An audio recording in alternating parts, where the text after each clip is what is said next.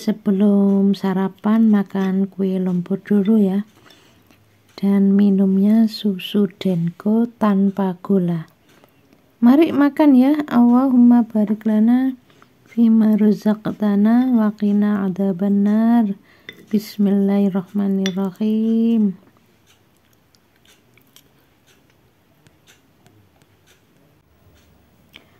Malam ini insya Allah bunda nggak makan nasi ya, tapi makan kue bugis dan lemper, dan minumnya wedang jahe campur sereh tanpa gula. Mari makan ya. Allahumma barik lana fima razaqtana wa qina adzabannar. Bismillahirrahmanirrahim. Orang yang merasa paling benar itu jenis penyakitnya biasanya katarak di mata, karena dia itu merasa pandangannya paling benar. Jadi katarak atau saraf matanya mati, seperti itu. Jadi orang yang katarak rata-rata insya Allah dia punya prinsip merasa paling benar. Jadi kalau memang nggak ada dalil Qur'annya, nggak ada dalil hadisnya, jangan merasa paling benar. Orang yang merasa pintar, karena merasa pintar ya biasanya nggak mau dinasihati ya. Jadi sukanya itu ayel-ayelan, suka ngajak debat, dinasihati nggak mau, malah orang yang menasihati itu diajak debat, yaitu nanti kolesterolnya tinggi. Awal mulanya ya memang dari kolesterol tinggi ya, akhirnya menjurus ke katarak, glukoma, diabetes, dan lain sebagainya. Bismillahirrahmanirrahim. Assalamualaikum warahmatullahi wabarakatuh. Penyakit yang diderita orang yang gemar berselingkuh itu ada 3 ya, di tulang punggung, di lutut, dan di perut. Tulang punggung, karena tulang punggung ini berhubungan dengan suami istri berkeluarga ya. Nah, wujudnya apa?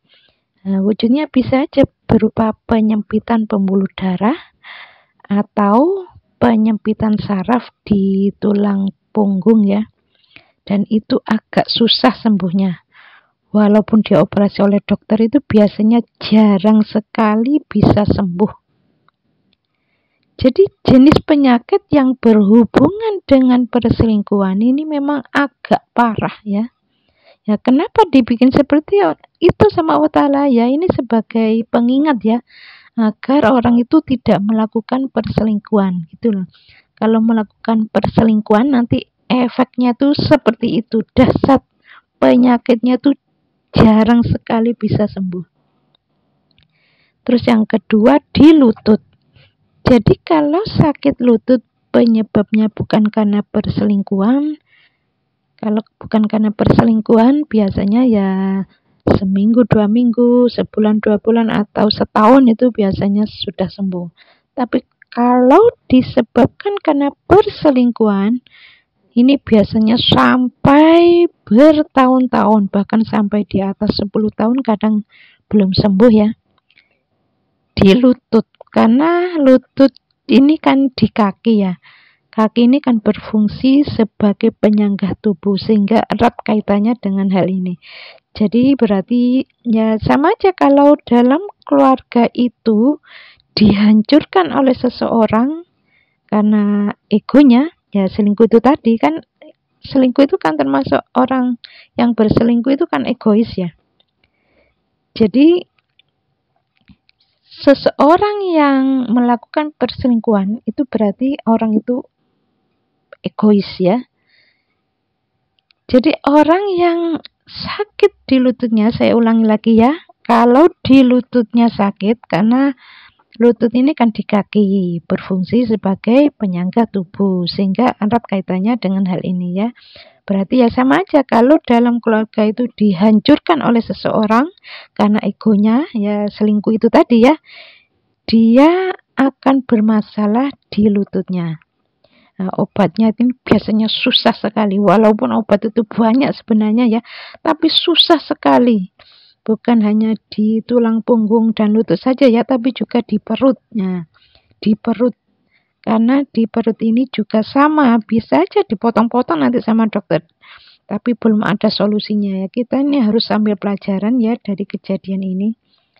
Ya, kisah seperti ini ya pernah terjadi di tetangga Bunda ya, yakni di perut. Ya, setelah saya beritahu itu lama sekali ya, mulai anaknya itu SMP sampai lulus perguruan tinggi itu ya masih belum sembuhkan, betul-betul lama sekali ya. Setelah ketemu saya beritahu, terus beliau paham, oh begitu ya, terus mohon ampun pada Allah di titik kesalnya dan minta maaf pada istri dan anak-anak. Ya alhamdulillah Allah memberikan kesembuhan. Tadinya itu istrinya tuh bingung ya. Karena apa? Karena ini kalau yang model seperti ini perselingkuhan, sakit perut tapi ada hubungannya penyakitnya ini dengan perselingkuhan, ya nanti bisa dipotong-potong sama dokter ususnya. Dan selama ini belum ada solusinya ya, biasanya kalau ke dokter ya nanti dipotong ya, itu kadang-kadang yang masih belum bisa mengatasi ya. Sudah dipotong ya masih gitu lagi. Jadi kita ini harus ambil pelajaran, harus lebih hati-hati, kita tidak ikut-ikutan tergoda melakukan perselingkuhan. Ya mudah-mudahan kita diselamatkan oleh Allah dari perselingkuhan. Jangan sampai melakukan perselingkuhan. Jadi perselingkuhan ini bukan hanya karena tidak disenangi Allah saja, tapi juga bisa menghancurkan keutuhan rumah tangga. Ya, mudah-mudahan video ini ada manfaatnya ya. Assalamualaikum warahmatullahi wabarakatuh.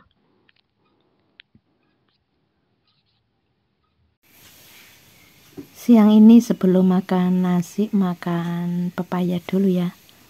Mari makan ya. Allahumma barik lana fima razaqtana wa qina adzabannar. Bismillahirrahmanirrahim.